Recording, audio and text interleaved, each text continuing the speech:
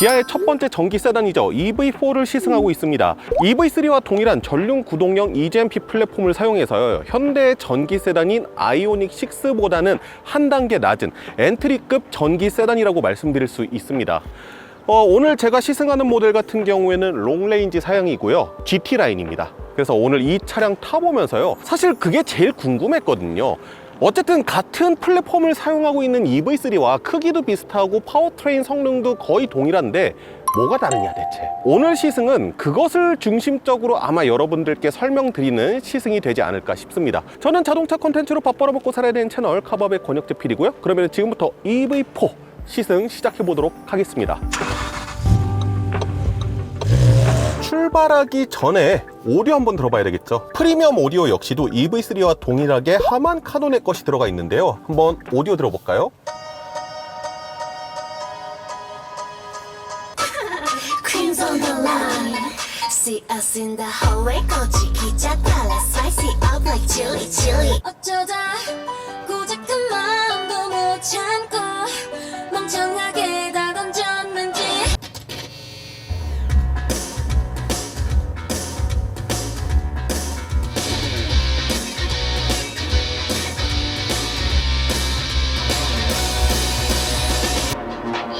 One look give 'em whiplash, we drop it a big flash. 역시 하만 카논이다. EV3 때보다 조금 더 좋아진 것 같은데요. 파워가 좀 늘었나요? 이 베이스 부분 때리는 게 훨씬 더 본격적으로 변한 것 같아요. 찰랑찰랑거리는 부분이 약간 상대적으로 부족한 건 있는데 어디까지나 상대적으로고 나쁘지 않거든요. 기아는 빨리 크레를 갖다 버리고 하만 카논 넣으세요. 빨리. 스포티지에 이 정도 오디오만 들어가서도 진짜 최고인데 진짜.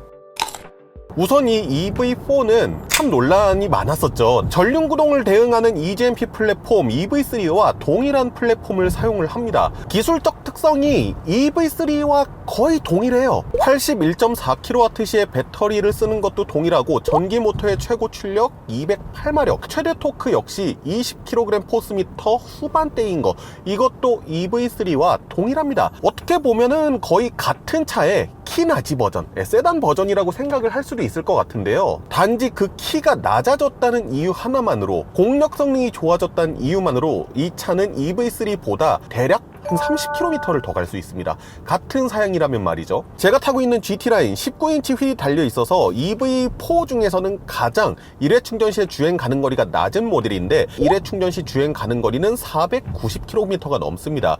지금 현재 배터리 잔량이 92%인데요. 주행 가능한 거리가 416km라고 뜨죠. 맥스는 679km입니다. 오늘 날씨가 덥기 때문에 에어컨을 켜서 아무래도 주행 거리가 조금 줄어들었을 건데요. 같은 사양의 EV3 GT라인 역시나 19인치 휠을 끼고 있거든요.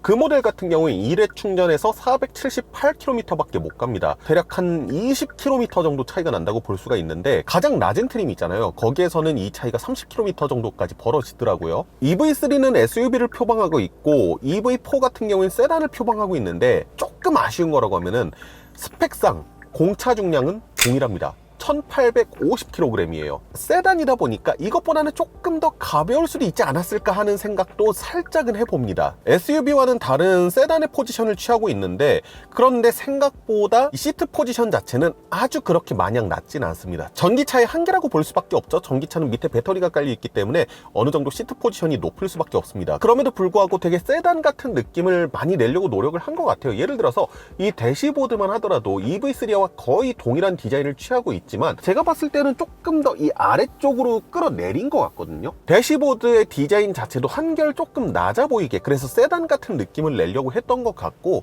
그리고 아무래도 이 위에 공간, 머리 공간, 이런 것 같은 경우에는 EV3에 비해서 낮죠. 그리고 A필러의 각도라든가 확실히 세단을 탔을 때의 느낌이 물씬 듭니다. 다만 그러다 보니까 조금 아쉬운 건 있어요. 뭐냐면은 이 영상으로 여러분들도 보이실 것 같은데 후방 시야가 상당히 제한적입니다. 어차피 요즘에는 대부분 주차하거나 이럴 때 후방 카메라라든가 여러 가지 도움을 받고 있기 때문에 뭐 크게 문제가 될 만한 부분은 아니라고 생각하는데, 살짝은 답답함을 느끼실 수도 있다. EV3와 대부분 기술적 특성들을 같이 한다고 했잖아요. 그래서 이 차량도 회생제동 3.0이 들어가 있습니다. 그래서 회생제동은 아까 전에 오토로 돌려놨고요. 이 상태에서는 차간 간격 같은 것들을 계산해서 감속을 하기도 하고 완전 제동까지 지원을 해줍니다.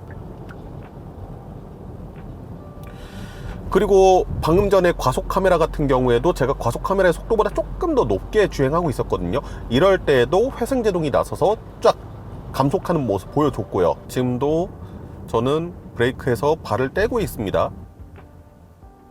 이렇게 완벽하게 정차까지 지원을 해주죠. 사실 이 파워트레인에 대해서는 크게 말씀드릴 건 없을 것 같아요. 왜냐면은 EV3와 완벽하게 동일한 파워트레인이잖아요. EGMP 플랫폼 중에서는 가장 엔트리급 사양의 파워트레인인데, 그럼에도 불구하고 전기차다 보니까 저속에서 치고 나갈 때 경쾌함 같은 것들은 이 차량에서도 느낄 수가 있습니다. 만약에 이 차가 내연기관으로 나왔다고 하면은 1.6L 자연흡기 엔진이 들어가지 않았을까요? 보통 한 준중형 세단 정도의 크기니까 그런 엔진들과 비교했을 때에는 전기차만의 장점이 돋보이는 파워트레인인 것은 맞습니다. 현재 드라이브 모드 컴포트인데요. 가속 페달 조금만 밟아보면요,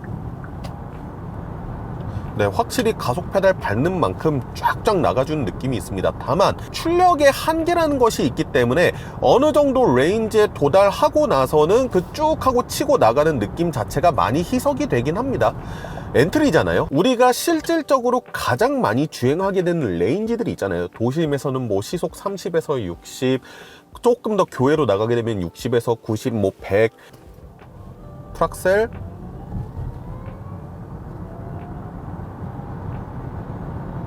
그 정도 레인지에서는 결코 부족함 없이 쭉쭉 치고 나가는 모습들을 보여줍니다. 노멀 모드에서는 인위적으로 이 회생제동이나 이런 것들을 통해서 조금은 묶어준 느낌이었어요. 약간 봉인해준 느낌이었다면, 드라이브 모드를 스포츠로 바꾸면 일단은 묶여있던 봉인 같은 것들을 다 해제해서 쫙 차고 치고 나가주는 느낌. 브레이크를 밟았을 때 회생제동이 먹히는 것도 훨씬 좀 많이 먹힌 느낌이 있어요. 그러니까 우리가 와인딩 같은 곳을 주행을 할 때 코너를 탈출할 때 빠른 가속이 필요하고 코너에 접어들기 전에 어느 정도의 빠른 제동이 필요하잖아요. 그러다 보니 스포츠 모드에서는 노멀 모드일 때에 비해서 가속도 빠르지만 감속도 확 하고 좀 꽂히는 듯이 되는 느낌이 없지 않아 있습니다. 아무래도 회생제동이 조금 많이 개입을 하지 않았나 싶어요. 이 가격대의 전기 파워트레인 시스템 중에서는 나쁘지 않다. 거기에다가 이 전기차만의 회생제동 시스템, 이것도 되게 잘 갖춰져 있다. 조금 더 고성능의 것을 원하신다고 하면은 아마 나오지 않을까 싶은 EV3나 아니면 EV4의 GT 모델을 기다려보시는 것도 방법이 되겠죠.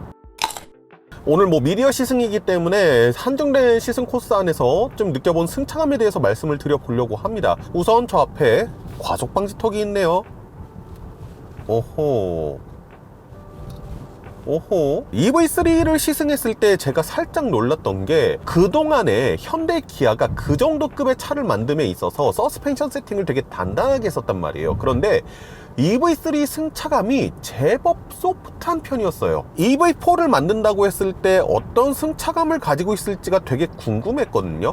보통 SUV보다 세단의 승차감을 더 편하게 세팅을 하기도 하는데, 이 정도 급의 차량이면은 핸들링이라든가 코너링이라든가 이런 것들도 조금 다이나믹하게 만들고 싶지 않았을까라는 생각이 들었어요. 그래서 승차감의 방향을 어떻게 잡았을까라고 궁금했었는데, 우선 과속방지턱 몇 개를 지나가 본 결과 소프트하네요. 조금 편한 방향으로 승차감이 설정이 된 것 같아요. 부드럽게 넘어갑니다. 특히 과속방지턱을 넘어간 다음에 후륜 쪽 서스펜션이 다시 지면에 닿을 때, 이럴 때 수축될 거 아니에요. 그때 수축될 때 상당히 부드럽게 충격을 싹 흡수해주면서 수축되는 느낌이 들거든요.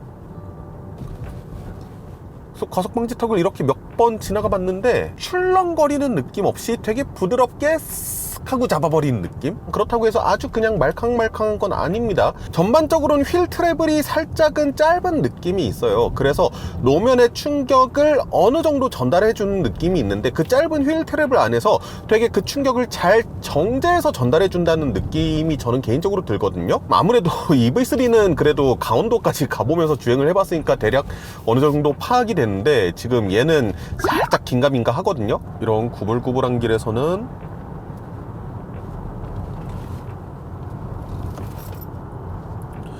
오 확실히 세단이다 이건가? 아무 일 없다는 듯이 너무 잘 지나가니까 방금 전에는 약간 스키드음이 들렸던 것 같기도 한데, 사실 EV3와 비교해봤을 때 파워트레인 특성 동일하죠, 공차 중량 동일하죠, 승차감의 지향성 역시 컴포트한 방향성으로 뭐 거의 동일하죠. 이러다 보니까 코너링을 기대할 만한 차는 아닐 것 같다. EV3와 뭐 크게 다르지 않겠구나. 근데 방금 전에 코너에서 제법 높은 속도로 돌았거든요. 확실히 EV3에 비해서 하체 쪽에 공을 조금 더 많이 들였다는 느낌은 듭니다. 그리고 무게중심이 확실히 낮아지다 보니까 이렇게 코너를 돌아 나갈 때 롤도 거의 느껴지지가 않습니다. 제동을 빡 걸었을 때 피칭 같은 경우에도 거의 찾아올 수가 없어요. 하체를 제법 나쁘지 않게 잡은 것 같아요. 높은 속도로 과속방지 턱을 지나갔을 때에도 그렇게 기분 나쁜 충격을 올려준 일도 거의 없거니와, 그리고 노면의 정보 같은 경우에도 아주 날카로운 충격보다는 어느 정도 뭉툭하게 일그러뜨려서 전달해준 느낌도 있고요. 그렇다고 해서 코너를 못 돌아 나가느냐? 아닙니다. 롤하고 피칭이 확실히 정지됐기 때문에 주행하면서 느껴지는 안정감, 이런 것도 상당히 괜찮고요. EV3와 가장 크게 차별화된 점은 아무래도 승차감, 하체 세팅 이쪽 부분이지 않을까 싶습니다. 그리고 이 GT라인의 시트 있잖아요, 이게 생각보다 되게 편하거든요. 여러분들 보셔서 아시겠지만 제 등치가 좀 거시기 하잖아요. 상당히 빅 사이즈인데 볼스터 부분이 되게 자연스럽게 몸을 쫙 잡아주면서 그 시트 안쪽 부분은 되게 부드러운 느낌이에요. 타공을 V자, 격자 형태로 해서 해놨는데 이 부분이 되게 푹신하게 느껴지거든요. 어디 하나 흔들리지 않게. 이 기능적인 부분하고 승차감적인 부분, 이 두 부분에서 다 제법 괜찮은 느낌을 내주고 있는 시트입니다. 헤드레스트는 망사형이 들어갔군요. 어쩐지 푹신하더라. 오프닝에서 말씀드렸지만 오늘 시승의 목적은 EV3와 EV4의 차이점을 알아보는 거였습니다. 명확하게 알겠느냐 하면 솔직히 말씀드려서 아직까지 못 알아차린 것이 더 많다고 말씀드릴 수 있을 것 같습니다. 좀 오래 타야지 명확하게 알 수가 있는데, 그 점을 차치하고서라도 저는 현대 기아한테 좀 고마운 것이 있습니다. 사실 지금 자동차 시장의 트렌드는 SUV가 선점한 지 상당히 오래됐습니다. 세단을 잘 안 사요. 차라리 조금 더 얹어서 SUV를 산다, 이런 마인드가 돼버렸단 말이에요. 그래서 우리가 흔히 미국의 빅3라고 부르는 포드 지금 뭐 세단 파는 거 있나요? 없죠. 쉐보레, 미국에서 우리나라에서 단종된 그 말리부 있잖아요, 그거 아직도 팔고 있습니다. 쉐보레도 뭐 세단을 새롭게 만들거나 하는 게 없어요. 다찌가 그나마 이 전기차로 와서도 차저를 만들고 있긴 한데 그거를 제외하고 나면은 없죠. 사실 미국으로까지 고개를 돌릴 필요가 없습니다. 국내에서 현대 기아를 제외한 KG 모빌리티 세단 없죠. GM 한국 사업장 세단 없습니다. 르노코리아 그나마 SM6 한 대 있었는데 그거 최근에 단종했습니다. 대한민국에서 세단 만드는 곳은 현대 기아밖에 없습니다. EV3 상당히 잘 팔리잖아요. SUV 형태이기 때문에 또 인기도 많죠. 사실 이거를 가지고, 이 플랫폼을 가지고 굳이 세단을 만들 필요가 없어요.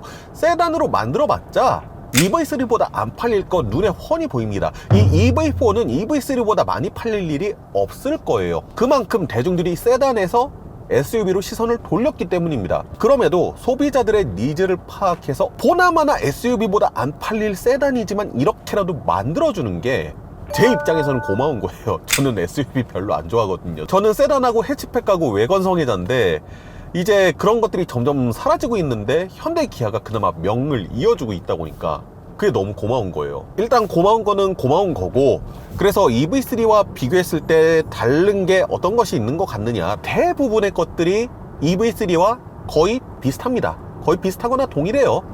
같은 플랫폼의 같은 파워트레인인데, 그런데 확실하게 다르다고 말씀드릴 수 있는 건 하체, 스티어링을 돌렸을 때 감각, 이거는 EV3와 비교했을 때 훨씬 진일보했다. 그리고 아주 잠깐이지만 와인딩을 돌아 나갔을 때 스티어링 휠 감각이 정말 매끈합니다. 이거 말고는 딱히 다른 표현이 생각이 안 나거든요. 저같이 세단, 해치백을 선호하는 대부분의 분들이 세단과 해치백을 선호한 이유는 되게 단순합니다. 낮은 무게 중심과 낮은 시트 포지션, 그로 인해서 운전의 즐거움이 SUV보다 훨씬 더 명확하게 살아있기 때문인 거예요. EV4는 그러한 부분을 상당히 잘 건드렸습니다. 주행 질감은 와 진짜 좋다. 그래서 이 가격대의 전기차를 구매를 고려하고 있다. 근데 EV3와 EV4 앞만 봐도 둘이 뭐 거의 비슷한 차 같은데 뭘 골라야 될지 모르겠다 하면, 공간감을 선호하시는 분이라고 하면은 뭐 당연히 EV3를 선택을 하셔야 되겠죠. 근데 공간 조금 부족해도 괜찮아, 나는 주행 질감 그리고 조금 더 재미있는 주행이 하고 싶어 라고 하신다고 하면은 EV4를 선택하시는 게 맞지 않을까 라는 생각을 합니다. 네, 이렇게 자동차를 좋아하는 사람으로서 기아에 또 한번 고맙다는 이야기를 전하면서 오늘의 짧은 시승 영상은 마무리하도록 하겠습니다. 되게 타이트하게 시승해서요, 이 차량은 나중에 또 별도로 좀 시승을 해보고 싶네요. 지금까지 자동차 콘텐츠로 밥 벌어 먹고 살아야 되는 채널 카밥의 권혁재필이었습니다. 감사합니다.